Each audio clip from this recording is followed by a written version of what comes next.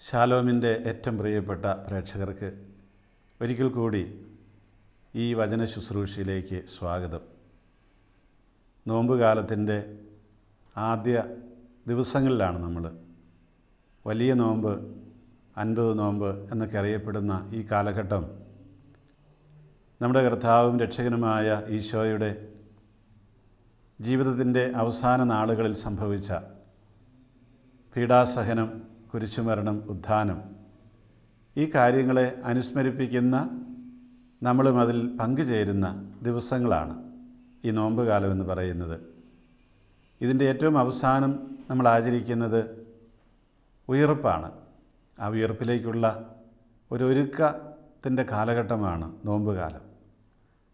ഈ നോമ്പിൽ പ്രധാനമായിട്ടും മിക്കവരും അനുഷ്ഠിക്കുന്ന ഒരു കാര്യമുണ്ട്, ഉപവാസം എന്ന് പറയുന്നത്.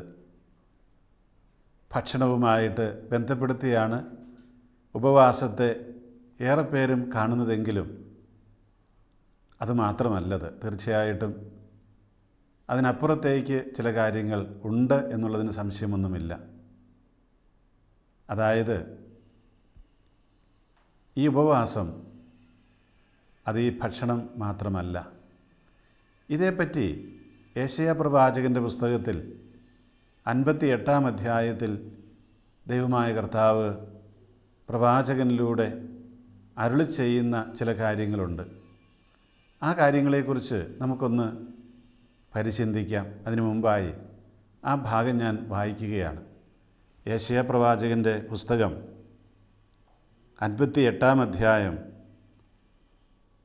3-ാം വാക്യം മുതലാണത്.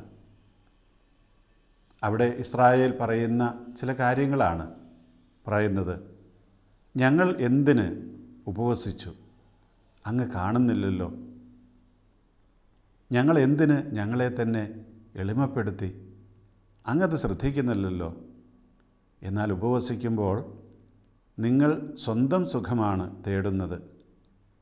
നിങ്ങളുടെ വേലക്കാരെ നിങ്ങൾ പീഡിപ്പിക്കുന്നു. കലഹിക്കുന്നതിനും ശണ്ട കൂടുന്നതിനും ക്രൂരമായി മുഷ്ടി കൊണ്ട് ഇടിക്കുന്നതിനും മാത്രമാണ് നിങ്ങൾ ഉപവസിക്കുന്നത്. നിങ്ങളുടെ സ്വരം ഉന്നതത്തിലെത്താൻ ഇത്തരം ഉപവാസം ഉപകരിക്കുകയില്ല. ഇത്തരം ഉപവാസമാണോ ഞാൻ ആഗ്രഹിക്കുന്നത്? ഒരു ദിവസത്തേക്ക് ഒരുവനെ എളിമപ്പെടുത്തുന്ന ഉപവാസം, ഞാങ്ങണ പോലെ തലകുനിക്കുന്നതും ചാക്കു വിരിച്ച് ചാരവും വിതറി കിടക്കുന്നതുമാണോ അത്? ഇതിനെയാണോ നിങ്ങൾ ഉപവാസമെന്നും കർത്താവിന് സ്വീകാര്യമായ ദിവസമെന്നും വിളിക്കുക? ദുഷ്ടതയുടെ കെട്ടുകൾ പൊട്ടിക്കുകയും നുകത്തിൻ്റെ കയറുകൾ അഴിക്കുകയും മർദ്ദിതരെ സ്വതന്ത്രരാക്കുകയും എല്ലാ നുകങ്ങളും ഒടിക്കുകയും ചെയ്യുന്നതല്ലേ ഞാൻ ആഗ്രഹിക്കുന്ന ഉപവാസം? വിശക്കുന്നവനുമായി ആഹാരം പങ്കുവയ്ക്കുകയും ഭവനരഹിതനെ വീട്ടിൽ സ്വീകരിക്കുകയും നഗ്നനെ ഉടുപ്പിക്കുകയും സ്വന്തക്കാരിൽ നിന്ന് ഒഴിഞ്ഞു മാറാതിരിക്കുകയും ചെയ്യുന്നതല്ലേ അത്? അപ്പോൾ നിൻ്റെ വെളിച്ചം പ്രഭാതം പോലെ പൊട്ടിവിരിയും. നീ വേഗം സുഖം പ്രാപിക്കും. നിൻ്റെ നീതി നിൻ്റെ മുമ്പിലും കർത്താവിൻ്റെ മഹത്വം നിൻ്റെ പിൻപിലും നിന്നെ സംരക്ഷിക്കും. നീ പ്രാർത്ഥിച്ചാൽ കർത്താവ് ഉത്തരമരുളും.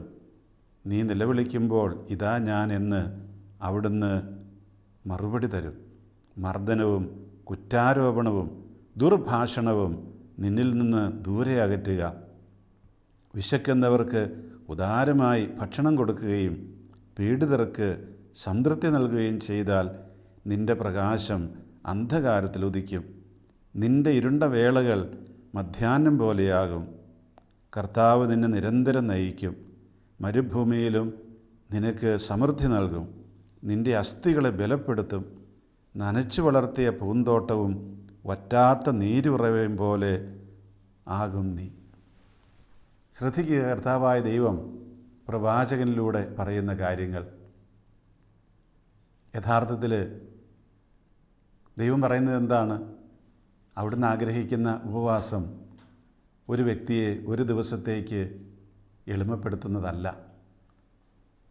ഏതെങ്കിലും ഒരു നേരം ഭക്ഷണം കഴിക്കാതിരിക്കുന്നതല്ല.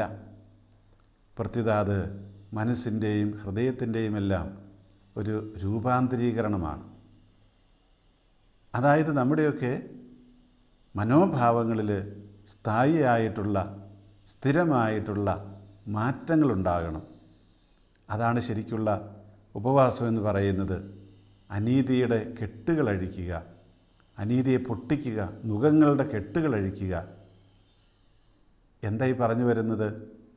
അനീതി ഒരുപാട് തരത്തിൽ ഈ സമൂഹത്തിലുണ്ട്. ഈ അനീതി ഇല്ലാതാകണമെന്നുണ്ടെങ്കിൽ അനീതി പ്രവർത്തിക്കുന്നവരെയെല്ലാം കൊന്നുകളഞ്ഞിട്ടല്ല നീതി പ്രവർത്തിക്കേണ്ടത്. അത് വേറെ അനീതിയിലേക്ക് അത് നയിക്കുകയുള്ളൂ. നേരെ മറിച്ച് ഈ അനീതി പ്രവർത്തിക്കുന്നവൻ്റെ മനസ്സ് മാറണം. അതിനുള്ള സംവിധാനങ്ങളാണ് നമ്മൾ ആലോചിക്കേണ്ടത്. നമുക്കറിയാം, നമ്മൾ ഏതൊരു കാര്യത്തിനും സമരം ചെയ്തെങ്കിലേ ഇപ്പോൾ കാര്യങ്ങൾ നേടാൻ പറ്റുകയുള്ളൂ എന്ന അവസ്ഥയിലെത്തിയിട്ടുണ്ട്.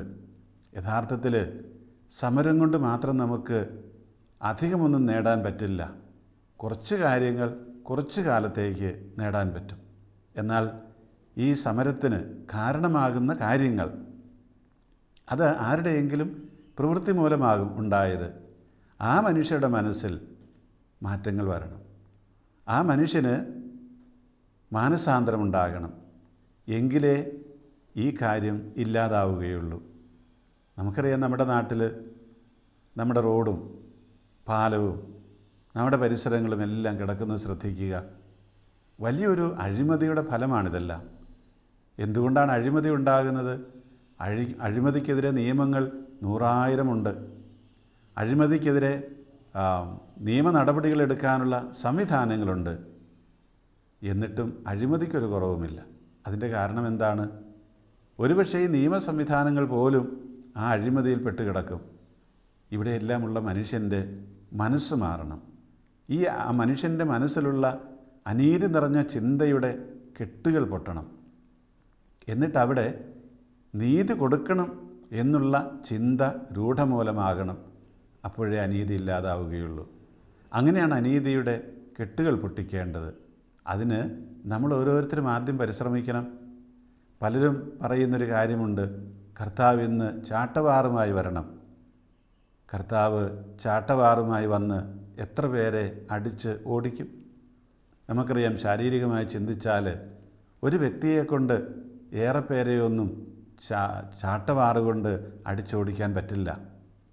ഒരു സ്ഥലത്ത് മാത്രമേ പറ്റുകയുള്ളൂ, ഏതാനും സമയത്തേക്ക് മാത്രമേ പറ്റുകയുള്ളൂ, ഏതാനും പേരെ മാത്രമേ പറ്റുകയുള്ളൂ.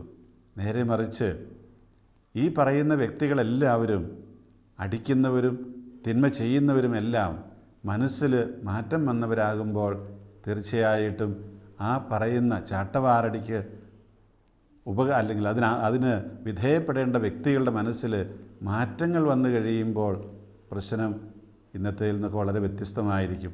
അല്ലെങ്കിൽ അന്തരീക്ഷം പെട്ടെന്ന് മെച്ചപ്പെടുന്ന നമുക്ക് കാണാനായിട്ട് കഴിയും. അതുകൊണ്ട് ഈ അനീതിയുടെ കെട്ടുകൾ ആദ്യം പൊട്ടേണ്ടത് എൻ്റെയും നിങ്ങളുടെയും മനസ്സിലാണ്. ഞാനും നിങ്ങളുമാണ് ആദ്യം അതിനകത്ത് പരിശ്രമിക്കേണ്ടത്. ഇംഗ്ലീഷ് പറയാറുണ്ട്, ചാരിറ്റി ബിഗിൻസ് അറ്റ് ഹോം. ഇതുപോലെ തന്നെയാണ്. നമുക്കൊന്ന് പറഞ്ഞു നോക്കാം, reform should begin in my own home, in my own mind എന്ന് പറഞ്ഞാൽ മാറ്റങ്ങൾ എൻ്റെ മനസ്സിലാദ്യം വരട്ടെ. അപ്പോൾ തീർച്ചയായിട്ടും ഈ സമൂഹത്തിൽ വലിയ മാറ്റങ്ങളുണ്ടാകും. അനീതിയുടെ കെട്ടുകൾ തനിയെ പൊട്ടിപ്പൊക്കൊള്ളും. നുകത്തിൻ്റെ കെട്ടുകൾ അഴിക്കുക. അതായത് നമുക്കറിയാം, നുകം എന്ന് പറഞ്ഞാൽ മുതിർന്നവർക്കറിയാം, കുട്ടികൾക്കൊരു പക്ഷേ അത് മനസ്സിലാവില്ലായിരിക്കാം. കാളവണ്ടിയിൽ കാളകളെ കെട്ടുമ്പോൾ 2 കാളയും ഒരേ നിരയിൽ നിൽക്കാൻ വേണ്ടി, അവർ തോന്നിവാസം പോകാതിരിക്കാൻ വേണ്ടി അവരെ പിടിച്ചു കെട്ടി നിർത്തുന്ന ഒരു സംവിധാനമാണിത്. അതുപോലെ തന്നെ കണ്ടത്തിൽ വയലിൽ ഉഴാൻ പോകുമ്പോഴും ഇത് തന്നെയാണ്. കാളകളെയും മറ്റു മൃഗങ്ങളെയൊക്കെ വെച്ച് കെട്ടി ഉഴുമ്പോൾ അവരങ്ങനെ തോന്നിവാസം പോകാതിരിക്കാൻ വേണ്ടി ഉണ്ടാക്കിയിട്ടുള്ള സംവിധാനമാണ്. കയറുകൊണ്ട് കെട്ടിവെക്കുക അവരെ ഒരു തടിക്കഷ്ണത്തിൽ. അപ്പോൾ അത്തരത്തിലുള്ള തടിക്കഷ്ണങ്ങൾക്കുള്ളിൽ, നുകത്തിനുള്ളിൽ പെട്ടുകിടക്കുന്ന മനുഷ്യരുണ്ടാകും. ഇതുപോലെ മനുഷ്യൻ്റെ സ്വാതന്ത്ര്യം ഇല്ലായ്മ ചെയ്തവരുണ്ടാകും. അങ്ങനെയുള്ള ആ കെട്ടുകൾ അഴിച്ചുവിടണമെന്നാണ് പറയുന്നത്. അതിന് നമ്മൾ പരിശ്രമിക്കേണ്ടി വരും. ഒരുപാട് തരത്തിലുള്ള പരിശ്രമങ്ങൾ അതിനാവശ്യം വരും. സ്വാഭാവികമായിട്ടും ഈ നോമ്പ് കാലത്ത് നമ്മൾ അനുഷ്ഠിക്കേണ്ട ഉപവാസത്തിൻ്റെ വ്യാപ്തിയെക്കുറിച്ചാണ് അത് നമ്മളെ ഓർമ്മപ്പെടുത്തുന്നത്. അതുകൊണ്ട് കേവലം ഒരു ഭക്ഷണത്തിൽ ഒതുക്കി നിർത്തേണ്ട ഒന്നല്ല ഉപവാസം എന്ന് പറയുന്നത്. നമ്മുടെയൊക്കെ ചിന്തകൾക്ക് അപ്പുറത്തേക്ക് പോകണം. മർദ്ദിതരെ സ്വതന്ത്രരാക്കണം എന്ന് പറഞ്ഞാൽ വെറുതെ മറ്റുള്ളവരെ പീഡിപ്പിക്കുന്ന ആളുകളുണ്ട്. ആ ആളുകളെ സ്വതന്ത്രരാക്കണമെങ്കിൽ ഈ മർദ്ദകർ മനസ്സ് മാറേണ്ടി വരും. എങ്കിലേ നടക്കുകയുള്ളൂ. നമുക്ക് തോന്നി മർദ്ദകരെ പെട്ടെന്ന് അങ്ങോട്ട് വെടിവെച്ച് കൊന്നുകളഞ്ഞാൽ മർദ്ദനം അവസാനിക്കുമല്ലോ എന്ന്. തീരുകയില്ല. കാരണം എന്താണ്? ഈ മർദ്ദകർക്ക് അവരുടേതായ അനുയായികളുണ്ട്. സ്വാഭാവികമായിട്ടും അവർ വാശിയോടും വൈരാഗ്യത്തോടും കൂടിയിട്ട് ഒന്നുകൂടി ശക്തമായിട്ട് ആഞ്ഞടിക്കും. അതുകൊണ്ട് ഈ മർദ്ദിതരെ സ്വതന്ത്രരാക്കാനുള്ള പ്ലാനുകൾ പോലും ക്രൈസ്തവമായ രീതിയിൽ വ്യത്യസ്തമായ രീതിയിലുള്ളതാണ്. അത് ചിന്തിക്കേണ്ടി വരും. നമ്മൾ കർത്താവിൻ്റെ വാക്കുകൾ നമ്മൾ ഈ തരുണത്തിൽ ഓർക്കേണ്ടി വരും. എങ്ങനെയാണ് നമ്മൾ ഇക്കാര്യമൊക്കെ നിർവഹിക്കേണ്ടത്? അത് നമ്മളെ തന്നെ പരിത്യജിച്ചുകൊണ്ടാണ്, അല്ലാതെ മറ്റുള്ളവരെ മർദ്ദകരെയെല്ലാം കൊന്നുകൊണ്ടല്ല. വീണ്ടും പറയുകയാണ്, വിശക്കുന്നവനുമായി ആഹാരം പങ്കുവയ്ക്കുന്നതല്ലേ ഉപവാസം എന്ന് പറയുന്നത്. നമ്മുടെ നാട്ടിൽ എത്രയോ മനുഷ്യർ വിശക്കുന്നവരായിട്ടുണ്ട്. വിശപ്പിൻ്റെ കാരണം പലതാകാം. ഒരുപക്ഷെ അവരുടെ തന്നെ കുറ്റവുമാകാം. അങ്ങനെയുമുണ്ട്. പക്ഷേ എങ്കിൽ പോലും നമ്മൾ കഴിക്കുന്ന ഭക്ഷണവും നമ്മൾ അതിനുവേണ്ടി ചിലവാക്കുന്ന പണവും എടുത്ത് നോക്കുക. അവിടെ നമ്മുടെ ആവശ്യം കഴിഞ്ഞിട്ട് കൂടുതൽ നമ്മൾ ചിലവഴിക്കുന്നുണ്ടെങ്കിൽ അതിലൊരു ഭാഗമെങ്കിലും ഈ വിശക്കുന്നവനുമായിട്ട് പങ്കുവെച്ചുകൂടെ? തീർച്ചയായിട്ടും സാധിക്കും എന്നാണ് ഞാൻ കരുതുന്നത്. ഒരുപക്ഷെ നിങ്ങൾ ചിലരെങ്കിലും കേട്ടിട്ടുണ്ടാകും, ഞാൻ ഈ ഒരുപാട് ആഘോഷങ്ങൾക്ക് എതിര് നിൽക്കുന്ന മനുഷ്യനാണ്. പ്രത്യേകിച്ച് നമ്മുടെ ജൂബിലി അങ്ങനെയുള്ള കാര്യങ്ങൾ, ഫീസ്റ്റ് ആഘോഷങ്ങൾ, ബർത്ത്ഡേ ആഘോഷങ്ങൾ, അത് വേണ്ടെന്നല്ല ഞാൻ പറയുന്നത്. നേരെ മറിച്ച് അതിനെല്ലാം ഒരു അതിരുണ്ടാകണം, ഒരു പരിധി ഉണ്ടാകണം. നമുക്കറിയാം, ആഘോഷിക്കാൻ തുടങ്ങിക്കഴിഞ്ഞാൽ പിന്നെ അതിന് പരിധിയൊന്നും ഉണ്ടാവില്ല. എത്ര വേണമെങ്കിലും ആളുകൾ ആഘോഷിക്കാൻ തയ്യാറാകും. അപ്പോൾ ഞാനത് കരുതുന്നതിൻ്റെ കാരണം ഇത്രയേ ഉള്ളൂ. ഒരു സമൂഹത്തിൻ്റെ, ഒരു വിശ്വാസ സമൂഹത്തിൻ്റെ തലപ്പത്തിരിക്കുന്ന വ്യക്തി എന്ന നിലയിൽ എനിക്ക് ചില കടപ്പാടുകളുണ്ട്. എൻ്റെ ജീവിതത്തിലൂടെ ചില കാര്യങ്ങൾ ഞാൻ കാണിച്ചു കൊടുക്കേണ്ടതുണ്ട്. നമുക്ക് അനേകായിരങ്ങൾ പുറത്ത് കേവലം ശാരീരികമായ വിശപ്പ് മാത്രമല്ല, മറ്റ് പലതരത്തിലുള്ള പ്രയാസങ്ങൾ അനുഭവിക്കുമ്പോൾ എനിക്ക് സ്വന്തമായിട്ട് ഇത്തരത്തിലുള്ള ഒരു ആഘോഷം നടത്തി പണം പൊടിക്കുവാനുള്ള അർഹത, അവകാശം ഉണ്ടോ എന്നുള്ളതാണ് ഞാൻ എന്നോട് തന്നെ ചോദിക്കുന്ന ചോദ്യം. അപ്പോൾ ഇല്ല എന്നുള്ളൊരു ഉത്തരമാണ് എനിക്ക് പലപ്പോഴും കിട്ടുന്നത്. അതുകൊണ്ട് തന്നെയാണ് അതിന് ഞാൻ കൂട്ടുനിൽക്കാത്തതും. ഒരുപാട് പേർക്ക് അതിനകത്ത് പ്രയാസമുണ്ടാകും. പക്ഷേ ഞാൻ വിചാരിക്കുന്നു, ഒരാളെങ്കിലും ഈ മാതൃക പിന്തുടരാൻ തയ്യാറായാൽ അതിൻ്റെ വ്യത്യാസം ഈ ലോകത്തിൽ ഉണ്ടാകുമെന്ന്. വീണ്ടും പറയുകയാണ്, ഭവനരഹിതനെ വീട്ടിൽ സ്വീകരിക്കുകയും നഗ്നനെ ഉടുപ്പിക്കുകയും സ്വന്തക്കാരിൽ നിന്ന് ഒഴിഞ്ഞു മാറാതിരിക്കുകയും ചെയ്യുന്നതല്ലേ ഉപവാസം എന്ന് പറയുന്നത്. വിശക്കുന്നവനുമായി ആഹാരം പങ്കുവയ്ക്കുന്നത് പോലെ തന്നെ പ്രധാനപ്പെട്ടതാണ്. അവൻ്റെ മറ്റൊരു വിശപ്പാണ്, അവന് ഭവനമില്ല. നമ്മുടെയൊക്കെ ഓരോ ഇടവകയിലും ഭവനമില്ലാത്തവരുടെ എണ്ണം എത്രയുണ്ട് എന്ന് നമ്മൾ ചിന്തിച്ച് നോക്കുക. ആരും അതിൽ കണക്കെടുത്തിട്ടില്ലല്ലോ. കണക്കെടുക്കണം. എന്നിട്ട് നമ്മൾ ചോദിക്കണം, എന്തുകൊണ്ട് ഇവരെ ഇങ്ങനെ ആയിത്തീർന്നു? തീർച്ചയായിട്ടും അവരുടേതായ കുറ്റം കൊണ്ട് മദ്യപിച്ച് കളയുന്ന കുടുംബങ്ങളുണ്ടാകും. പക്ഷേ അതിനെല്ലാം അപ്പുറത്ത് യഥാർത്ഥത്തിൽ അർഹിക്കുന്ന കുടുംബങ്ങളുണ്ടാകും. അങ്ങനെ വരുമ്പോൾ നമ്മളുടെ ഉപവാസം ഒരു നേരത്തെ ഭക്ഷണത്തിൽ ഒതുങ്ങി നിന്നാൽ പോരാ. നമ്മൾ പണിയുന്ന ദേവാലയങ്ങൾ, നമ്മൾ പണിയുന്ന കെട്ടിടങ്ങൾ ഒക്കെ എടുത്തു നോക്കുക. നമ്മൾ ഉപയോഗിക്കുന്ന വസ്തുക്കൾ ഓരോരുത്തരുടെയും ആവശ്യമനുസരിച്ച്, അല്ലെങ്കിൽ ഓരോരുത്തരുടെയും ഉത്തരവാദിത്തമനുസരിച്ച് അവർക്ക് ചിലതൊക്കെ വേണ്ടി വരും.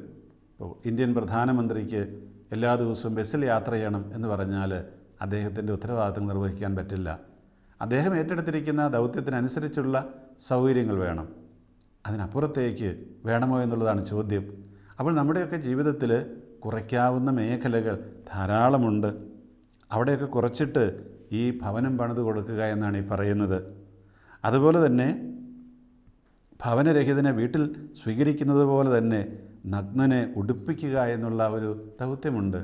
വസ്ത്രമില്ലാതെ നടക്കുന്നവർ, നമ്മൾ വലിയ ഫാഷനബിൾ വസ്ത്രമൊക്കെ ഇന്ന് വാങ്ങിക്കുന്നുണ്ട് പലരും. നമുക്കറിയാം, ഒരു സാധാരണ ഒരു ടീഷർട്ട് അതൊരു പ്രസിദ്ധമായൊരു കമ്പനിയുടേതാണെങ്കിൽ ഒരു സാധാരണ ടീഷർട്ടിൻ്റെ 4-5 ഇരട്ടി വില കൊടുക്കേണ്ടി വരും. നമുക്ക് തോന്നും എന്താ ഇതിന് പ്രത്യേകതയെന്ന്. പക്ഷേ അതിൻ്റെ ബ്രാൻഡ് മൂല്യമാണ്.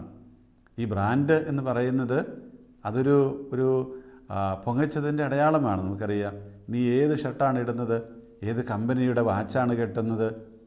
ഒരിക്കലും ഞാൻ ഓർക്കുന്ന ഒരു ചെറിയ ഒരു കുട്ടി, ഒരു 8-10 വയസ്സുണ്ടവൻ.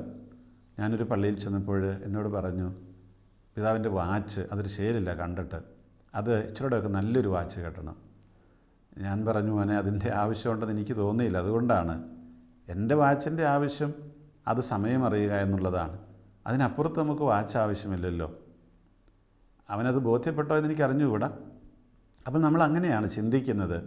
അതായത് ഇങ്ങനെയുള്ള ഒരാൾ ഈ തരത്തിലുള്ളൊരു വാച്ച് കിട്ടിയാൽ പോരാ, അത് ഒരു മോശമാണ് അങ്ങനെയൊക്കെ ചെയ്യുന്നത്. അങ്ങനെ ചിന്തിക്കുന്ന മനുഷ്യർ ധാരാളമുണ്ട്.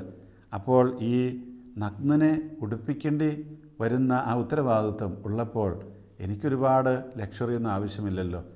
ഒരു ഉപകരണത്തിൻ്റെ ലക്ഷ്യം എന്താണ്? അത് നേടുക എന്നുള്ളതാണ്. അപ്പോൾ നമ്മൾ ഏത് തരത്തിലുള്ള ജോലിയാണോ ചെയ്യുന്നത്, അല്ലെങ്കിൽ ഏത് തരത്തിലുള്ള ഒരു പ്രയോജനമാണ് പ്രതീക്ഷിക്കുന്നത്, അതിന് ആനുപാതികമായിട്ടുള്ള ഒരു യന്ത്രമാണ് വേണ്ടത്. നമുക്കറിയാം, ഇപ്പോൾ ഞാനിവിടെ ഇതൊക്കെ പറയുമ്പോൾ ഇത് റെക്കോർഡ് ചെയ്യുന്ന ക്യാമറകളുണ്ട്. ഈ ക്യാമറകൾ ഞാൻ പറയുകയാണ്, ഒരു 500 രൂപയുടെ ഒരു ക്യാമറ മതി എന്ന് പറഞ്ഞാൽ പറ്റില്ല. കാരണം എന്താണ്? നിങ്ങളിന്ന് കാണുന്നത്, എന്നെ കാണുന്നത് ഈ ലോകത്തിൻ്റെ പല ഭാഗങ്ങളിലിരുന്നായിരിക്കും. ഇത് അങ്ങോട്ട് എത്തണമെങ്കിൽ, അതും ഭംഗിയായിട്ട് എത്തണമെങ്കിൽ വളരെ വില കൂടിയ സാധനങ്ങൾ തന്നെ വേണം. അപ്പോൾ ഈ ആവശ്യമാണ് നമ്മളെ ഇങ്ങനെയുള്ള കാര്യങ്ങളെ അത് നിർവചിക്കാനായിട്ട് ശക്തി അല്ലെങ്കിൽ പ്രാപ്തരാക്കുന്നത്.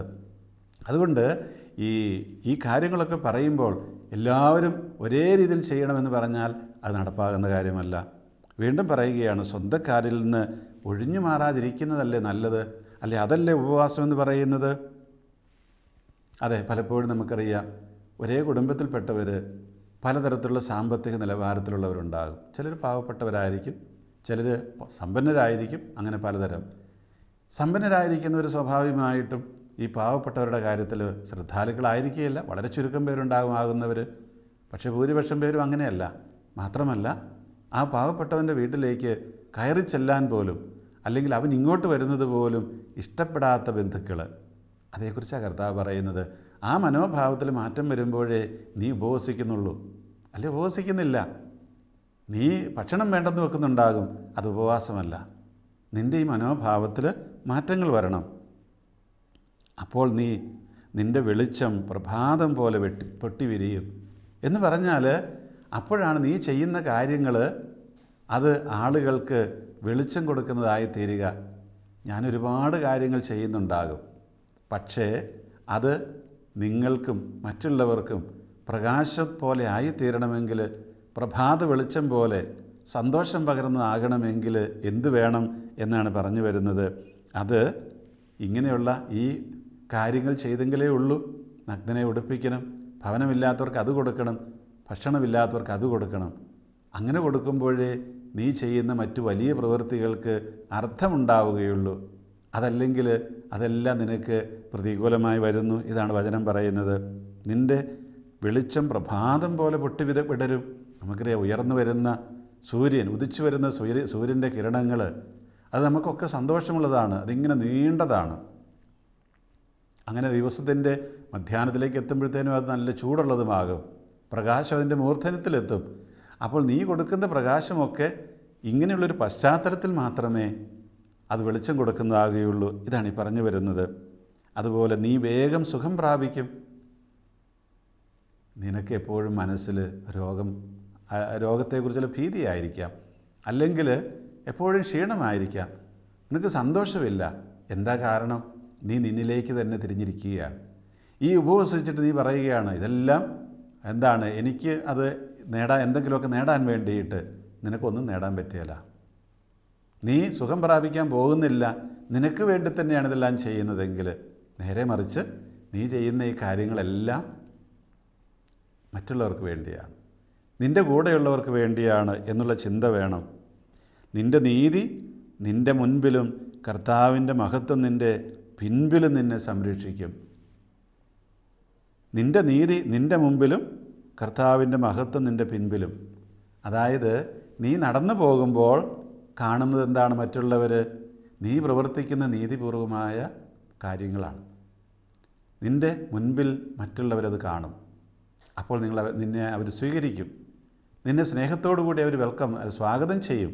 നേരെ മറിച്ച് നിനക്ക് പുറകിൽ കണ്ണില്ലല്ലോ. അപ്പോൾ കർത്താവിൻ്റെ മഹത്വം നിന്നെ സംരക്ഷിച്ചു കൊള്ളും. അതായത് കർത്താവിൻ്റെ മഹത്വം എന്ന് പറയുന്നത് എന്താണ്? അത് മറ്റൊന്നുമല്ല, അവിടുത്തെ യഥാർത്ഥ സ്വഭാവം എന്താണെന്ന് നീ മനസ്സിലാക്കും. കർത്താവിൻ്റെ യഥാർത്ഥ സ്വഭാവം എന്ന് പറയുന്നത്, ദൈവത്തിൻ്റെ സ്വഭാവം എന്ന് പറയുന്നത് തൻ്റെ മക്കളെ സംരക്ഷിക്കുന്ന സ്വഭാവമാണ്. തൻ്റെ മക്കൾക്ക് വേണ്ടിയിട്ടെല്ലാം ചെയ്തു കൊടുക്കുന്ന സ്വഭാവമാണ്. നിൻ്റെ മുൻപിൽ നീതി പ്രവർത്തിക്കുന്നവനാണ് നീയെങ്കിൽ സ്വാഭാവികമായിട്ടും നിൻ്റെ പിൻപിൽ കർത്താവ് നിന്നെ സംരക്ഷിച്ചുകൊള്ളും. ഈ നോമ്പ് കാലത്ത് നമ്മൾ ഓർക്കേണ്ട കാര്യം ഇതാണ്. നമ്മൾ അനുഷ്ഠിക്കുന്ന ഓരോ ഉപവാസത്തിൻ്റെ അല്ലെങ്കിൽ അതുപോലെയുള്ള പ്രവൃത്തികളുടെ എല്ലാം ലക്ഷ്യം എന്തായിരിക്കണം? അത് ഈ സമൂഹത്തിന് വീണ്ടും ആ പർദീസായുടെ അനുഭവം ഉണ്ടാക്കി കൊടുക്കുക എന്നുള്ളതാണ്. നമ്മൾ ഓർക്കേണ്ടത്, പർദീസായിൽ നിന്ന് പുറത്താക്കപ്പെട്ട മനുഷ്യൻ എങ്ങനെയാണ് പുറത്താക്കപ്പെട്ടത്? ദൈവത്തിൽ നിന്ന് അകന്നു പോയത് കൊണ്ടാണ്. ദൈവത്തിൻ്റെ ഇഷ്ടം പ്രവർത്തിക്കാതിരുന്നത് കൊണ്ടാണ്. ദൈവത്തിൻ്റെ നന്മതിന്മകളെ തിരിച്ച് അല്ലെങ്കിൽ അതിനെ വേർതിരിക്കാനുള്ള അവകാശത്തെ, അധികാരത്തെ കവർന്നെടുത്തത് കൊണ്ടാണ്. അപ്പോൾ നീ ഇതെല്ലാം തിരികെ കൊടുക്കണം. എന്നിട്ട് നീ ആ പർദീസായുടെ അനുഭവത്തിലേക്ക് തിരികെ പോകണം. ആ തിരികെ പോക്കിൻ്റെ പശ്ചാത്തലമൊരുക്കലാണ് ഈ നോമ്പുകാലം എന്ന് പറയുന്നത്. അപ്പോൾ വീണ്ടും നിനക്ക് ഈ പർദീസായുടെ അനുഭവമുണ്ടാകും. പാപം ചെയ്ത് മനുഷ്യൻ ദൈവത്തിൽ നിന്ന് അകന്നുപോയി വീണ്ടും അടുത്ത് ചെല്ലുക. അപ്പോഴേ നിനക്ക് ആ ഉയർപ്പിൻ്റെ അനുഭവം ഉണ്ടാവുകയുള്ളൂ. ഉയർത്തെഴുന്നേറ്റാൽ പിന്നെ ദൈവത്തോടു കൂടിയാണ്. ആ ദൈവത്തോടു കൂടി ഇരിക്കുമ്പോൾ കിട്ടുന്ന പരമമായൊരു സന്തോഷമുണ്ട്. ആ സന്തോഷത്തിൻ്റെ അനുഭവത്തിലേക്ക് നിനക്ക് അപ്പോൾ മാത്രമേ പ്രവേശിക്കാനായിട്ട് കഴിയുകയുള്ളൂ. നിൻ്റെ പിൻപിലെപ്പോഴും കർത്താവിൻ്റെ മഹത്വം ഉണ്ടാകും. നീ ഒന്നും പേടിക്കേണ്ട കാര്യമില്ല എന്ന് പറഞ്ഞാൽ അർത്ഥം നിനക്ക് മറ്റ് പ്രയാസങ്ങളുണ്ടാവില്ല, ദുഃഖദുരിതങ്ങളുണ്ടാവുകയില്ല എന്നല്ല അർത്ഥം. നേരെ മറിച്ച് അത് നിന്നെ ഒരിക്കലും ഒരു 100% തിന്മയിലേക്ക് അല്ലെങ്കിൽ അപകടത്തിലേക്ക് നയിക്കുകയില്ല എന്നുള്ളതാണ്. കർത്താവിൻ്റെ മഹത്വം, സംരക്ഷണം നമ്മളോടുകൂടി ഉള്ളപ്പോൾ നമുക്ക് പേടിക്കാതെ മുന്നോട്ട് പോകാനായിട്ട് കഴിയും. പക്ഷേ ഇത് ഉണ്ട് എന്ന് വിശ്വസിക്കുക എന്നുള്ളതാണ് പ്രയാസകരമായ കാര്യം. അതേസമയത്ത് അത് ഇല്ല എന്ന് പറയുക വളരെ എളുപ്പമാണ്. മാത്രമല്ല, ഇല്ല എന്നതിന് മാനുഷികമായ രീതിയിൽ ഒരുപാട് തെളിവുകൾ നിരത്താനും കഴിയും. അങ്ങനെ വരുമ്പോൾ നമുക്ക് വിശ്വസിക്കാൻ പ്രയാസമെന്ന് മാത്രമല്ല, അതുണ്ട് എന്ന് മറ്റുള്ളവരെ പറഞ്ഞ് വിശ്വസിപ്പിക്കാനും പ്രയാസമാണ്. നമ്മൾ ഓർക്കേണ്ടത്, അബ്രാഹത്തെ തിരഞ്ഞെടുത്ത ദൈവം 400 വർഷക്കാലം അബ്രാഹത്തിൻ്റെ മക്കളെ ഈജിപ്തിൽ പീഡിപ്പിച്ചു. നേരത്തെ പറഞ്ഞിട്ടുണ്ട് ആ കാര്യമല്ല. ഈ 400 വർഷക്കാലം ഈജിപ്തിൽ ജീവിച്ച മക്കൾക്ക്, ഇസ്രായേൽക്കാർക്ക് പ്രതീക്ഷയുണ്ടായിരുന്നോ? അബ്രാഹത്തോട് ചെയ്ത വാഗ്ദാനം നിറവേറുമെന്ന് പ്രതീക്ഷിക്കണം. പ്രതീക്ഷിച്ചാലും ഇല്ലെങ്കിലും അബ്രാഹത്തോട് ചെയ്ത വാഗ്ദാനം നിവൃത്തിയായി എന്ന് നമുക്കറിയാം. പക്ഷേ ഇന്നും അവർ സ്ട്രഗിൾ ചെയ്യുന്നുണ്ട്, അവർ ബുദ്ധിമുട്ടുന്നുണ്ട്. എങ്കിലും വിശ്വാസം കൈവിടാതെ ജീവിക്കുക. തീർച്ചയായിട്ടും അവിടുത്തെ മഹത്വം നമ്മളെ സംരക്ഷിക്കും. ഈ നോമ്പ് കാലത്ത് നമ്മുടെ നീതി അത് മുന്നിൽ നമ്മളെ സംരക്ഷിക്കട്ടെ. പിൻപിലപ്പോൾ കർത്താവിൻ്റെ മഹത്വം, അവിടുത്തെ സംരക്ഷണം നമുക്കുണ്ടാവും, നമ്മളെ സംരക്ഷിച്ചുകൊള്ളും. ദൈവം നിങ്ങളെ അനുഗ്രഹിക്കട്ടെ.